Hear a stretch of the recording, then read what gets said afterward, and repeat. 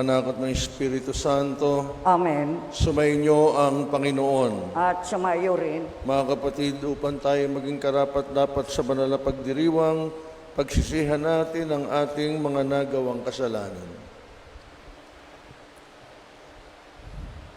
Sabay-sabay po tayo, inaamin ko sa makapangyarihan Diyos at sa inyo mga kapatid, na lubha ako nagkasala sa isip, sa salita at sa gawa, at sa aking pagkukulang. Kaya sinasamo ko sa mahal na Birhen Maria, sa lahat ng mga anghel at mga banal, at sa inyo mga kapatid, na ako'y panalangin sa Panginoong ating Diyos. Kaawaan nawa tayo ng makapangyarihan Diyos, patawarin tayo sa ating mga kasalanan, at patnubayan tayo sa buhay na walang hanggan. Amen.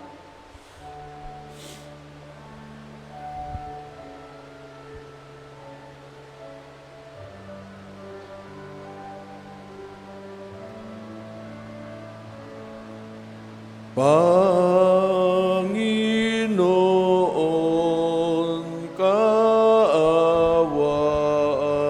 mo kami.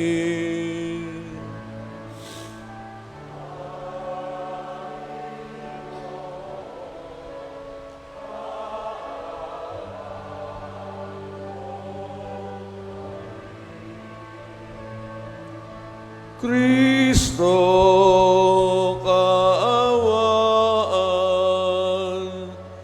mo kami.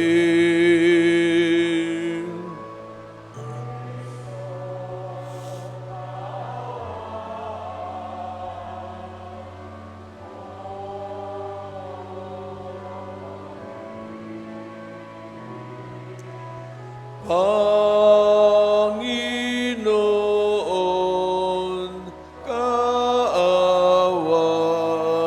mo kami.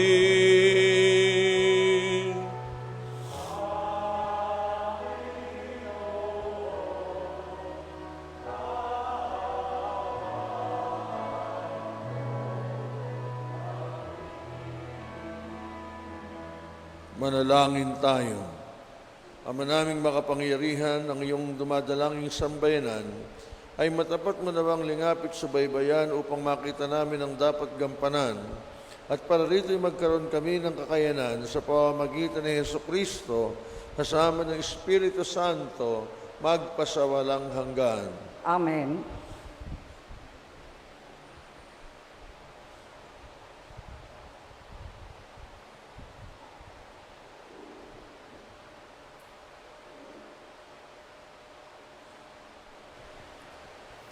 Ang salita ng Diyos mula sa sulat sa mga Hebreo. Mga kapatid, gaya ng sabi ng Espiritu Santo, kapag narinig niyo ngayon ang tinig ng Diyos, huwag maging matigas ang inyong ulo tulad noong maghimagsik kayo at subukin siya sa ilang. Dooy tinukso ako at sinubok ng inyong mga magulang, sabi ng Diyos. Gayong nakita nila ang mga ginawa ko sa loob ng 40 taong, kaya't kinapautan ko ang lahing iyon. At sinabi ko, lagi silang nagpapakaligaw, hindi na nila natutuhan ang aking mga daan. Kaya't sa galit ko'y aking isinumpang hindi sila makapapasok at mamahinga sa piling ko.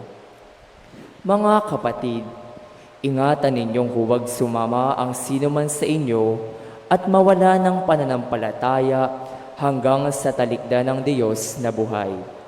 Sa halip, magpaalalahanan kayo araw-araw habang may panahon pa, upang ang sinuman sa inyo'y di madaya at maging alipin ng kasalanan, sapagkat tayong lahat ay kasama ni Kristo kung mananatili tayong matatag hanggang wakas sa ating pananalig sa Kanya. Ang salita ng Diyos. Salamat sa Diyos. Panginooy inyong dinggin, huwag niyo siyang salungatin. Panginooy inyong dinggin, huwag niyo siyang salungatin. Tayo ay lumapit sa Kanya'y sumamba at magbigay galang. lumuhod sa harap nitong Panginoong sa ating lumalang. Siya ang ating Diyos, tayo ay kalinga niyang mga hirang, mga tupa tayong inaalagaan. Panginoon, inyong dinggin, huwag niyo siyang salungatin. Ang kanyang salita ay ating pakinggan. Iyang inyong puso'y huwag patigasin tulad ng ginawa ng inyong mga magulang. Nang nasa Meribas sa ilang ng masa, ako ay tinukso doon sinubok ng inyong magulang. Bagamat nakita ang aking ginawang silang nakinabang. Panginoon, inyong dinggin, huwag niyo siyang salungatin. 40 taong sa inyong ninuno ako ay nagdamdam. Ang aking sinabi, sila ay suwail, walang pakundangan.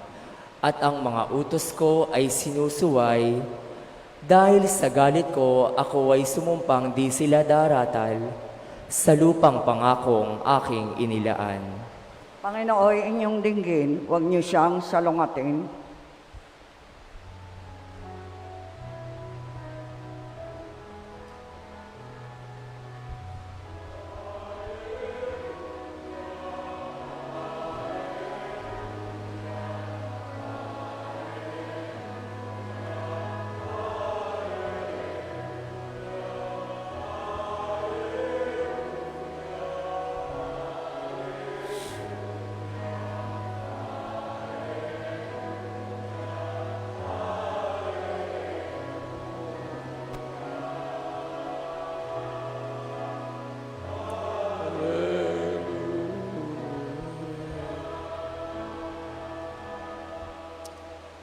Sumainyo ang Panginoon.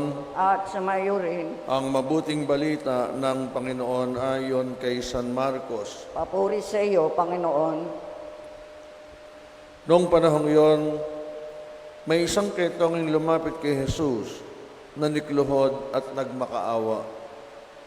Kung ibig po ninyo'y mapagagaling ninyo ako.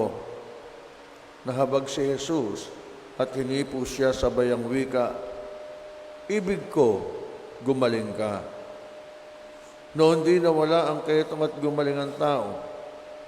Pinaalis siya agad ni Jesus matapos ang ganitong mahigpit na bilin. Huwag mong sasabihin ito kanino man.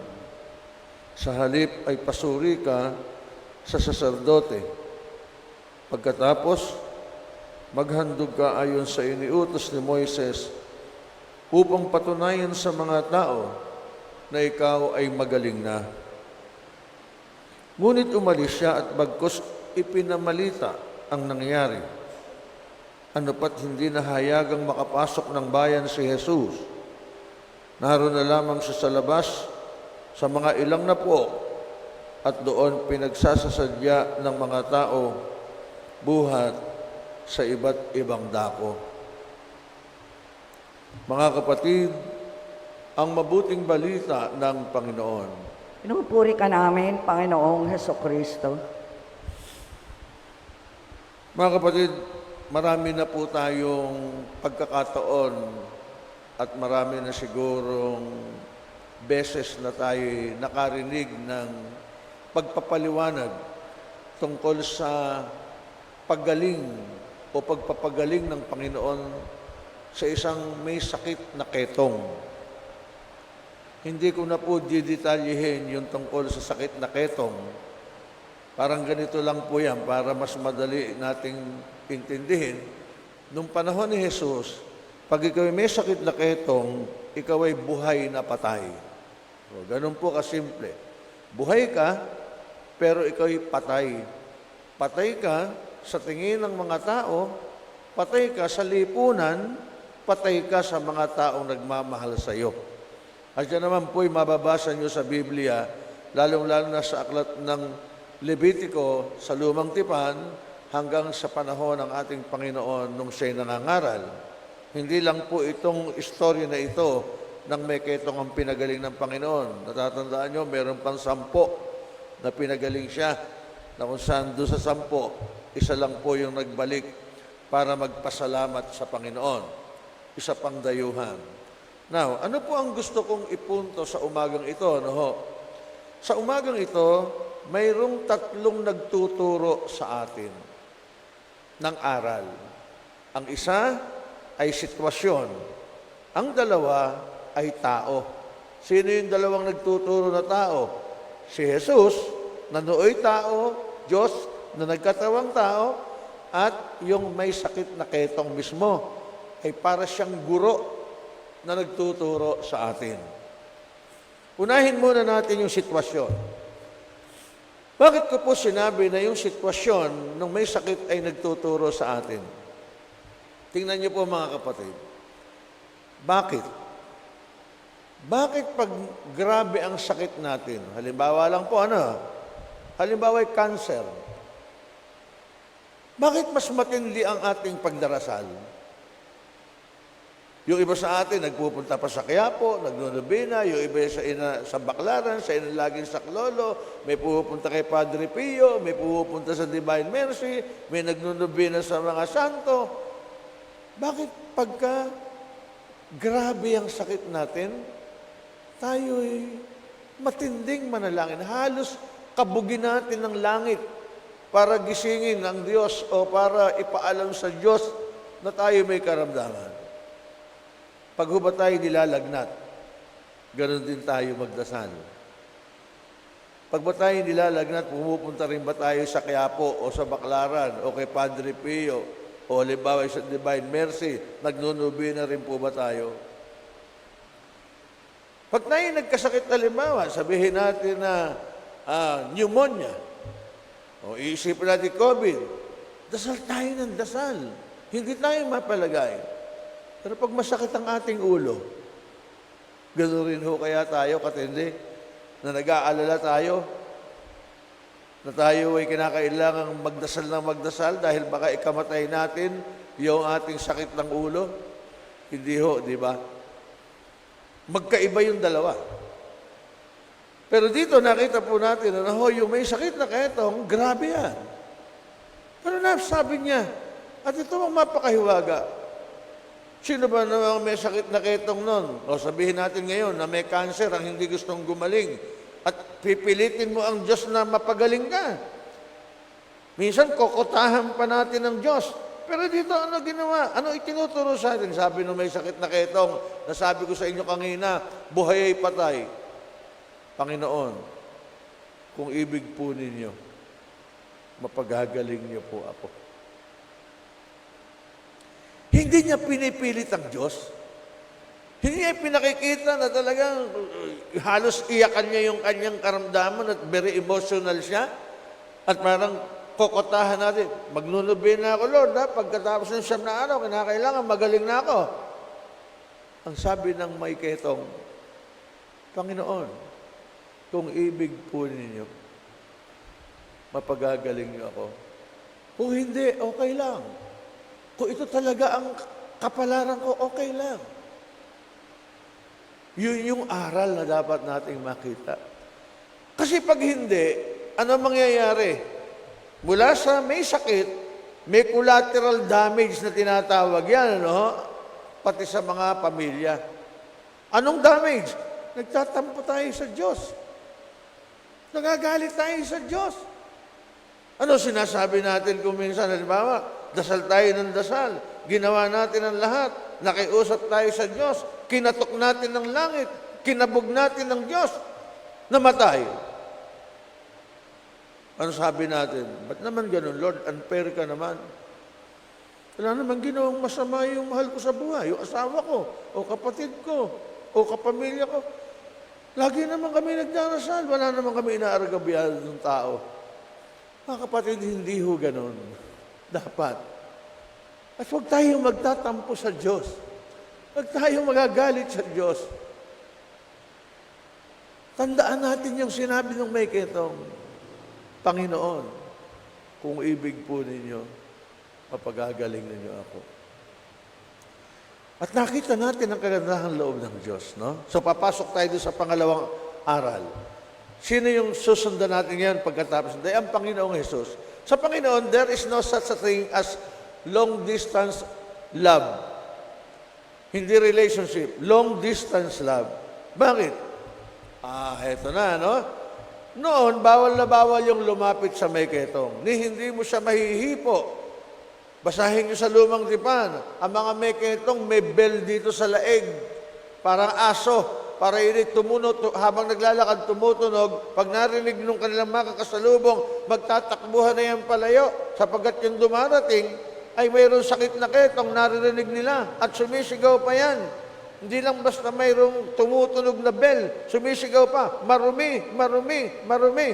Bugahan yung mga tao, alsahan sila, layo sila.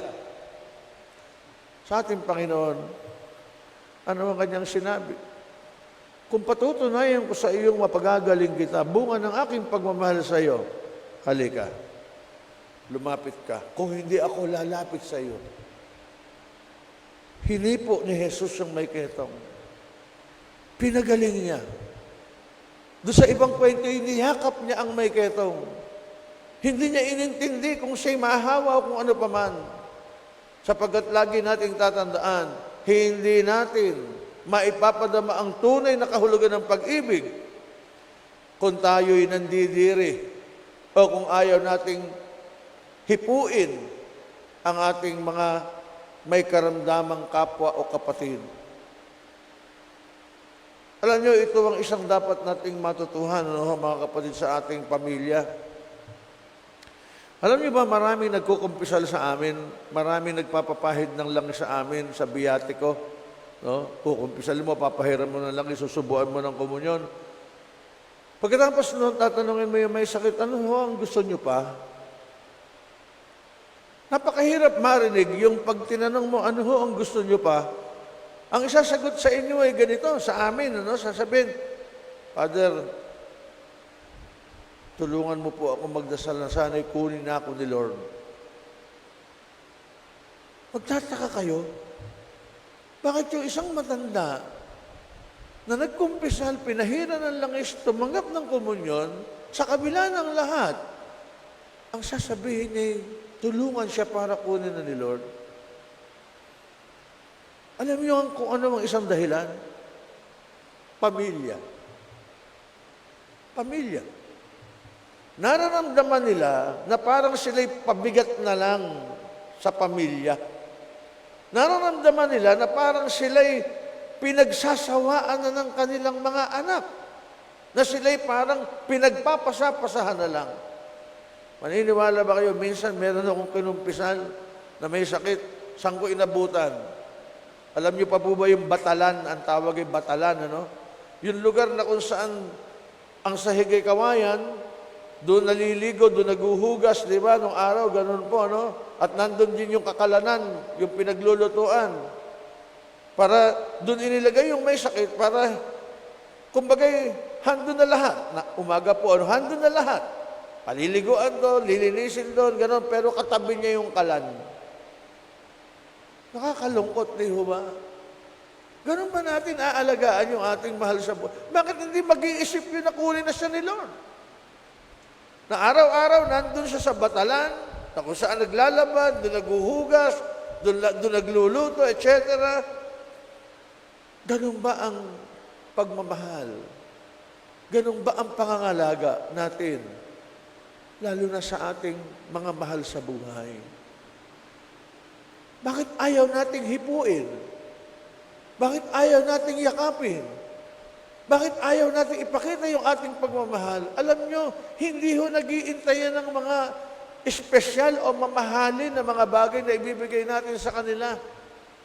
Ang mahalaga, yung bang tipong, kumain ka na ba, nanay? At yung bang tipong, sige, susubuan kita. Ano man ang kanyang pagkain, ang mahalagay, damang-daman niya na nandun ka. Yung presensya mo. At yun ang ipinakita ng Panginoon sa may sakit na ketong na ito. Hindi ako mandidiri sa iyo, hindi kita lalayuan. Halika, hihipuin kita at pagagalingin. At kita niyo ang sinabi ng Panginoon pagkatapos ng lahat. Bagamat bawal na lapitan ng isang may ketong, pinakita pa rin niyang siya'y sumusunod sa batas. Ano ang sabi niya? Humayo ka. Pumunta ka sa isang saserdote at patingnan mo kung ikaw ay tunay na magaling na. Sapagkat yun ang batas. Yun ang dapat gawin sa isang may ketong na pinagaling. Ibinuhos lahat ng Panginoon. Ang kanyang pagmamahal, hindi lang ang kagalingan sa isang may ketong na ito na buhay pero patay. So yun po yung pangalawa. Sa pangatlo, tingnan naman natin, ano ba itinuturo sa atin ng may sakit na ketong? Alam niyo kung minsan ganito, ano, may mga pagkakataon, napansin po ninyo, naglilihim tayo eh. Sinasarili natin, kung ito'y pagdurusa o karamdaman, sinasarili natin, ayaw nating ipagtapat, lalo na sa ating mga mahal sa buhay. May mga pagkakataon, nalalaman lamang yan pag grabe na. Hindi ko malaman kung bakit yung iba inililihim po yan. Ano ho? Tingnan niyo yung may sakit na ketong. Sa kabila ng kanyang pagdurusa, sa kabila ng sakit na kanyang nararamdaman sa pagtrato ng kanyang kapwa, na siya nilalayuan, pinandidirihan, itinuturing na hindi nakabilang sa lipunan. Lumapit siya sa Panginoon. Ano sabi? Nanikluhod, nagmakaawa, at isinigaw niya, naririnig ng marami, Panginoon, kung ibig mo, mapagagaling mo ako. Hindi ko sasarilinin ang pagdurusa na ito. Kinakailangang malaman mo ito, Panginoon. Kinakailangang malaman ito ng marami para makita at maramdaman nila ang pagdurusa, ang hirap na aking nararanasan.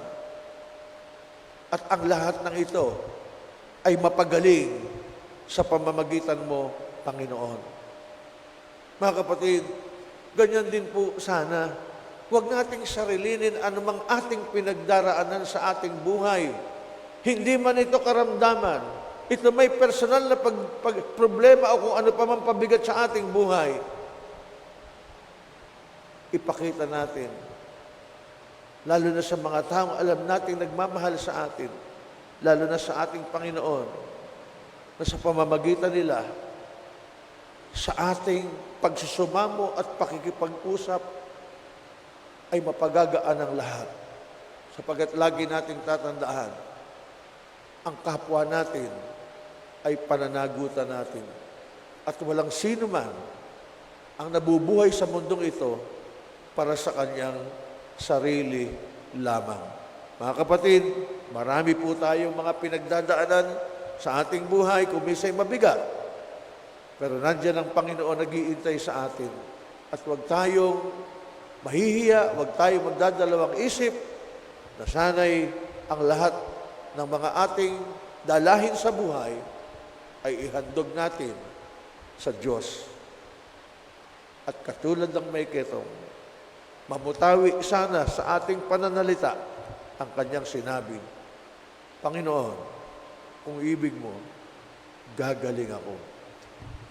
Magsitayo po tayo para sa panalangin ng bayan.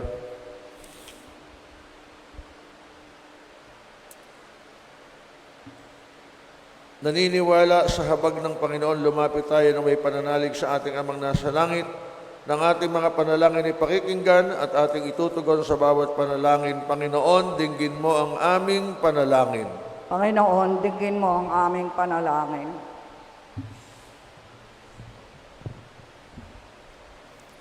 Ang simbahan, naway hindi magkulang sa kanyang tungkulin na tanggapin ang mga napapabayaan at mga tinuturing na yagit ng lipunan. Manalangin tayo sa Panginoon. Panginoon, dinggin mo ang aming panalangin. Ang ating gobyerno, naway makapagbigay ng mahusay na programang pangkalusugan at paigtingin pa ang kanilang pagsusulong ng malusog na kapaligiran. Manalangin tayo sa Panginoon. Panginoon, dinggin mo ang aming panalangin. Bilang isang komunidad, tayo naway tumulong ng may pag-ibig at malasakit sa mga binabalewala ng lipunan. Manalangin tayo sa Panginoon. Panginoon, dinggin mo ang aming panalangin. Ang mga mahihirap at mga may sakit, naway makatagpo ng atensyon at tulong medikal mula sa mga may mabubuting kalooban. Manalangin tayo sa Panginoon. Panginoon, dinggin mo ang aming panalangin. Ang mga yumao kay Kristo, naway mabuhay sa tunay na kalayaan at kaligayahan ng langit. Manalangin tayo sa Panginoon. Panginoon, dinggin mo ang aming panalangin. Sama rin natin sa ating panalangin, mga nag-aalay ng pasasalamat, sina Emmy Tolentino at pamilya, Tony at Maring David sa kanilang wedding anniversary, si Stuart Cory, Crispin Oliver Cory, si Melanie Tolentino na nagdiriwang ng kanyang kaarawan na happy birthday po, sina Maria Cristina Laderas Maginaw, Natalia Reyes, Hermelda Calison, Father Melchor para sa kanilang maagang paggaling. Alalahanin din natin ang mga kaluluwa ni na Bishop Cirilo, Bishop Jose Cardinal Vidal, Father Ramon Orlando Rafael Esperanza Conchita Oliver, Virgilio Jr., Tasiana, Restituto Alfredo at Modesta. Manalangin tayo sa Panginoon. Panginoon, dinggin mo ang aming panalangin. Maawayng Ama, palalimin mo ang aming diwa sa habag at pag-unawa sa mga nagdurusa. Itulad naman namin ang aming buhay kay Jesus na humanap ng kalayaan, kagalingan at kapayapaan para sa bawat tao. Hinihiling namin ito sa pamamagitan ni Kristong aming Panginoon. Amen. Amen.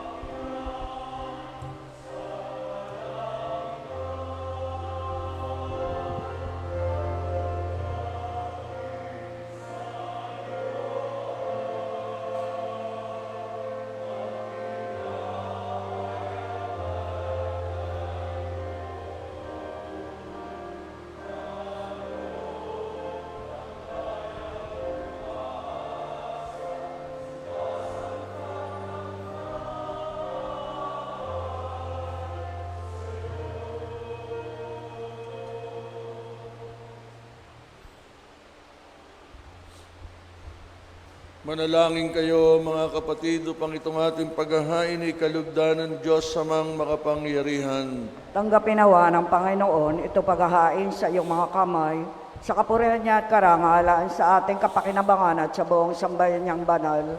Ama namin limikha ang paghahain namin ito ng iyong sambayanan. Ayong marapatin ngayong paunlakan, pakundangan dito, mapasa amin nawa ang iyong kabanalan at ang masugid naming dalangin ay iyong pagbigyan sa pamamagitan ni Yeso Kristo, kasama ng Espiritu Santo, magpasawalang hanggan. Amen. Sumainyo ang Panginoon. At sumayo Taas sa Diyos ang inyong puso at diwa. tinaas na namin sa Panginoon. Pasalamatan natin ang Panginoon na ating Diyos. Marapat na siya ay pasalamatan. Ama naming mga pangyarihan, tunay ngang marapat na ikay aming pasalamatan. Kinalugod mong likhain ang sanlibutan na iyong pinagbabagot dinarangal sa pamamagitan ng iyong anak na kinalulugdan. Kahit utang na loob ng iyong mga itinatangi at ng mga banal na kapiling mong lagi, ang iyong paggiliw at pagkakandili. Kaya kaisa ng mga anghel na nagsisiawit ng papuri sa iyo nang walang humpay sa kalangitan, kami nagbubunyi sa iyong kadakilaan.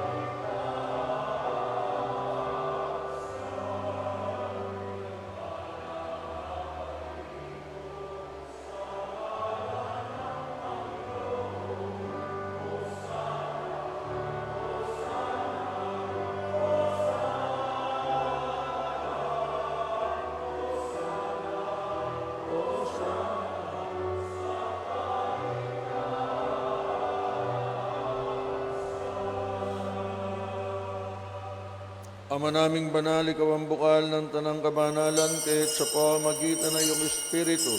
Gayon mong banal ang mga kaloob na ito upang para sa amin maging katawan at dugo ng aming Panginoong Heso Kristo. Bago niya pinagtiisan ko sang loob na maging handog, hinawakan niya ang tinapay, pinasalamatan kanya, pinaghati-hati niya iyon.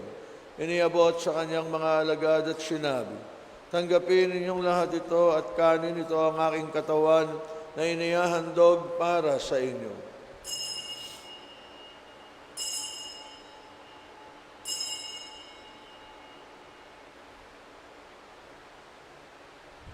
Gayun din naman, nung matapos ang hapunan, hinawakan niya ang kalis. Muli kanyang pinasalamatan. Inyabot niya ang kalis sa kanyang mga alagad at sinabi, tanggapin ninyong lahat ito at inumin. Ito ang kalis ng aking dugo, ng bago at walang hanggang tipan. Ang aking dugo na ibubuhos para sa inyo at para sa lahat.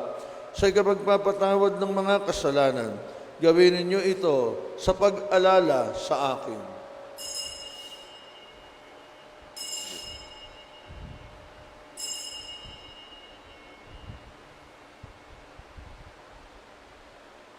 Ipagbunyi natin ang misteryo ng pananampalataya.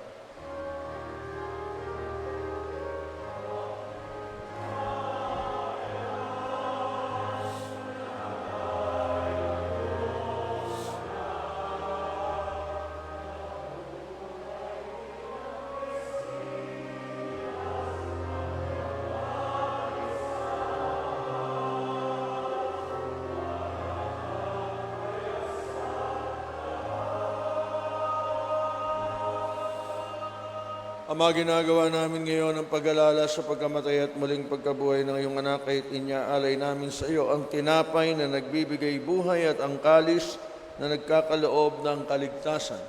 Kami nagpapasalamat dahil kami yung minarapan na tumayo sa harap mo para maglingkod sa iyo. Sinasamo namin na kaming magsasalo-salo sa katawan at dugo ni Kristo ay mabuklod sa pagkakaisa sa pamamagitan ng Espiritu Santo. Ama, lingapin mo ang iyong simbahang laganap sa buong daigdig. Puspusin mo kami sa pag-ibig. Kaysa ni Francisco na aming Santo Papa, ni Dennis na aming Obispo at ng Tanang Kaparian. Kalalahanin mo rin ang mga kapatid naming nahimlay na may pag-asang sila'y muling mabubuhay, gayon din ang lahat ng mga pumanaw. Kaawaan mo sila at patuloyin sa iyong kaliwanagan. Kaawaan mo at pagindapatin kaming lahat na makasalo sa iyong buhay na walang wakas. Kaisalang mahal na Birhen Maria na ina ng Diyos, ni San Jose na kabiyak ng kanyang puso, ni San Juan Bautista na namuhay dito sa daigdig ng kalugod-lugod sa iyo. Maipagdiwang nawa namin ang pagpupuri sa ikararangal mo sa pamamagitan ng iyong anak na aming Panginoong Heso Kristo. Sa pamamagitan ni Kristo, kasama niya at sa Kanya, ang lahat ng parangal at papuri ay sa iyo, Diyos Amang makapangyarihan, kasama ng Espiritu Santo, magpasawalang hanggan.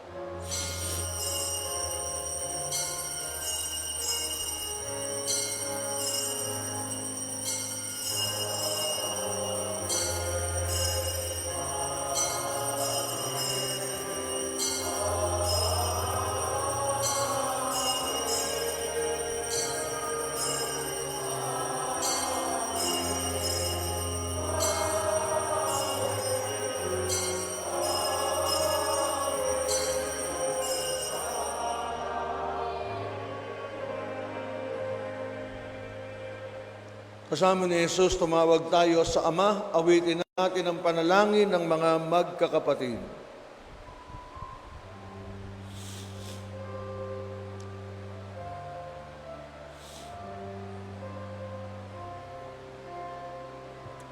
Awa namin, sumasalangit ka, sambahin ang ngalan mo, mapasa amin ang kaharian mo, sundin ang loob mo, dito sa lupa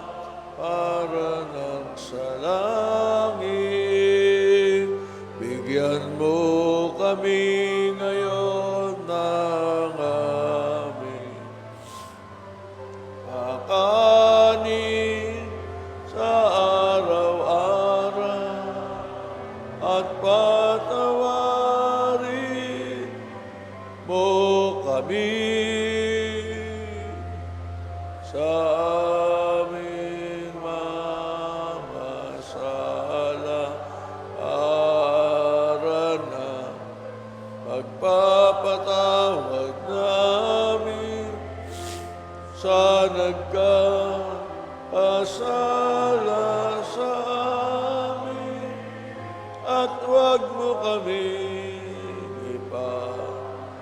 itulot sa tukso at iagya mo kami sa lahat masama.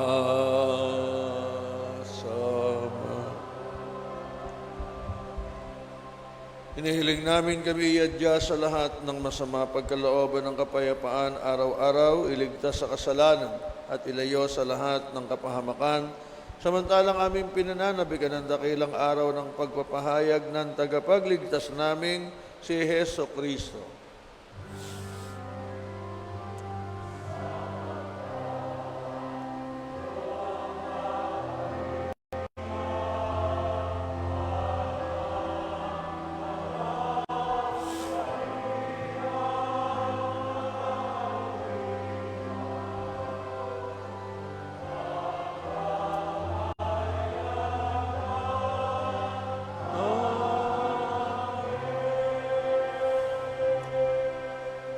Panginoong Jesucristo, sinabi mo sa iyong mga apostol, kapayapaan ang iniiwan ko sa inyo, ang aking kapayapaan ang ibinibigay ko sa inyo. Tungayan mo sana ang aming pananampalataya at huwag ang aming mga pagkakasala. Pagkalooban mo kami ng kapayapaan at pagkakaisa ayon sa iyong kalooban, kasama ng Espiritu Santo, magpasawalang hanggan. Amen. Ang kapayapaan ng ating Panginoon ay lagi naman sumainyo. At sumayo rin. Mga kapatid, magbigayan po tayo ng kapayapaan sa isa't isa. Kapayapaan po sa inyong lahat. Peace be with you all.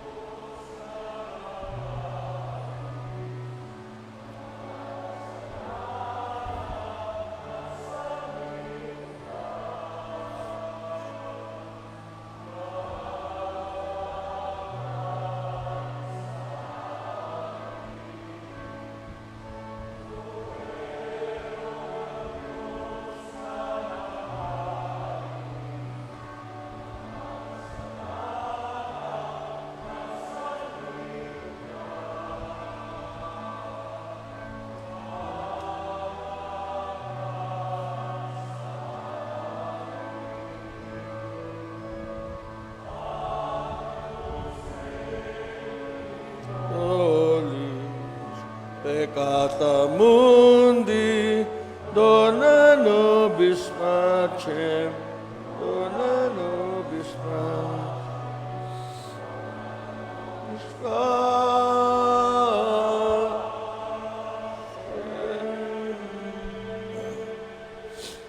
Mga kapatid, narito si Jesus ang Kordero ng Diyos, ang nagpapagaling. Mapapalad tayong lahat na ngayon ay sumalo sa kanyang banal na piging. Panginoon, hindi ako karapat-dapat na magpatuloy sa iyo, ngunit sa isang salita mo lamang ay gagaling na ako.